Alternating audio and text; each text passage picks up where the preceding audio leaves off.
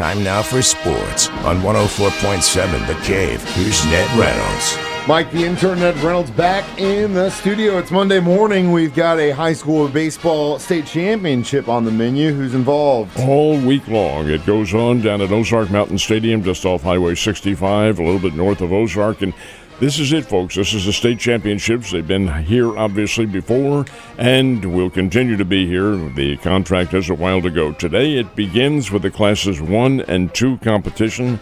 In the Classes 1, Oran plays St. Elizabeth at 10 o'clock this morning, and then Wheatland from north of here takes on Faith Christian Academy out of Kansas City, and that is a 1 o'clock game. So the Class 1s play at 10 a.m. and 1 p.m. The Class 2s, the Miller Cardinals from over in Lawrence County, taking on Chaffee, and that'll be at 4 o'clock, and then Eugene plays Tipton. That'll be at 7. So you have the semifinals today in Classes 1 and 2, the championships, third-place games, and the championships are all set for tomorrow.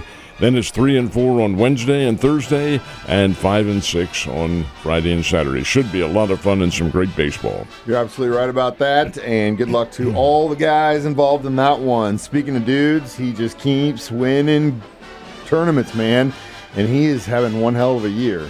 Well, he's had the hell of 3 years. Well, yeah, but I mean, if you really sat there and totaled up the money, we might both pass out at the same time. Well, we'd be living quite well if that were the case. Anyway, we're talking about Scotty Scheffler, who wins the Memorial for the second straight year, one of very few golfers ever to win that tournament in consecutive years.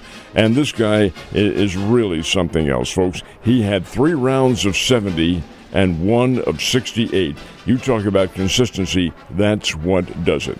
And in the case of Scheffler, he finishes 10 under par. He finishes 4 strokes ahead of Ben Griffin, and that's a big win for Scotty Scheffler. $4 million, $20 million purse, and he wins another big one, the Jack Nicklaus Memorial Tournament, and indeed a very big one. Scotty Scheffler's on fire, folks. He is the number 1 golfer in the world and continues to flex that mighty muscle. You're absolutely right about that. And last but not least, have some interesting happenings in the College Baseball World Series tournament. Some of the big dogs are no longer involved. In fact, one in particular, which is the top seed of the tournament, Vanderbilt, they are out of it. They were the top seed of all the 64 teams in there, knocked out by Wright State. Now, that's a team that Vanderbilt had beaten on Friday in a close game. Well, yesterday, Wright State turned the tables and wins 5-4. It's the first time in the super regional era, which is in the last number of years, that the top seed is not playing in the regional championship. They've been beaten in the regional championship before, but never the top seed not getting there. Vanderbilt did not make it. Texas out of it. My goodness sake, the teams are falling, and we'll get down to the Elite Eight after the super regionals, which will be coming up this coming weekend. St. Louis Cardinals are down south in Texas to face off with the Rangers. But before we talk about that series, have you seen the broomstick that they offer at that stadium in Texas? No, know what that is? I have not. I think it's new this year. It's a hot dog. And I had heard about it, but I hadn't seen it until this weekend when the Cardinals were obviously playing the Rangers, dude. It is literally, 2 feet at least long, covered in cheese, covered in chili, covered in jalapenos. I was like, a whole family of 4 could have eaten that thing, and one guy was about ready to take it on himself. I don't know what the hell we're coming to as a society. All right, now that I got that out of the way, how'd the Cardinals do? They may have had too many of those hot dogs. Cardinals did not have a good weekend in Texas. They did win 1 game on Saturday with Sonny Gray in total domination, but the other 2, Friday and Sunday, go to the Texas Rangers, who aren't a real good team. Texas wins 8-1 yesterday. Cardinals lose 2 out of 3, take today off, and then get set for I-70 revisited. The Kansas City Royals go to St. Louis on Tuesday, Wednesday, and Thursday. And then next weekend for the Cardinals, they open the doors to the Los Angeles Dodgers. Wow.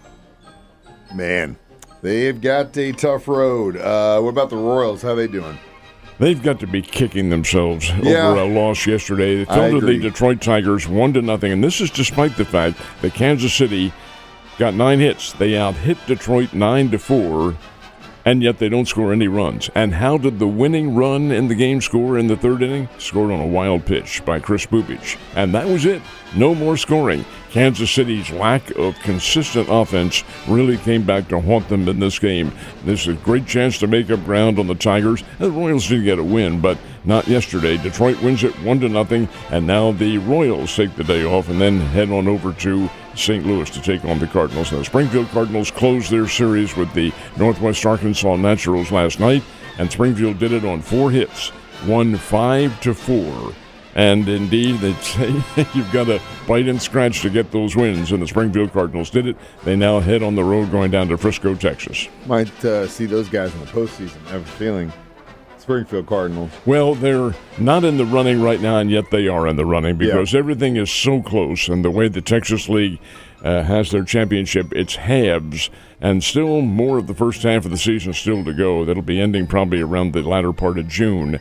And then you're into the second half. So the first half champ, automatic qualifier, and then you go at it from there. NASCAR was in Music City yesterday. Did you get a chance to watch it on Amazon? Did not. I know it was on Amazon, but have a few TV problems, as it were. Actually, there were 2 major races yesterday. One was the Detroit Grand Prix, and that was for Indianapolis-style cars.